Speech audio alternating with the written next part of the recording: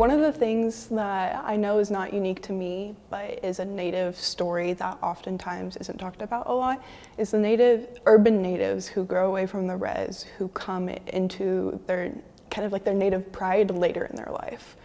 My grandma lived on the res, and in her early years, she made some bad choices, and she had different addictions. She had an abusive husband, and when she remarried, she left. And she traveled around a lot. My mom, she was a teenage mom. Not my mom, my grandma.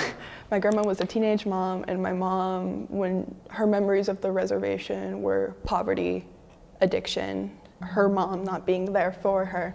So when my grandma moved away and started to rebuild her life was not rebuilt with being Native a part of it, especially away from the reservation, away from her family, away from that culture, because for her that culture was associated with not being sober, and my grandma's main drive was to be sober and be there for her children. There's pros and cons with the situation I've been put in, with being privileged. This middle class, mostly white raised area, is that I'm away from my culture, but I have been given a privilege of a stable foundation that some people on the reservation might not have, especially with poverty and bad environments that might be obstacles that I don't have to deal with. And so, especially with how scholarful my mother and father and all my family has raised me to be, I feel like I have a duty and a responsibility to give back to my people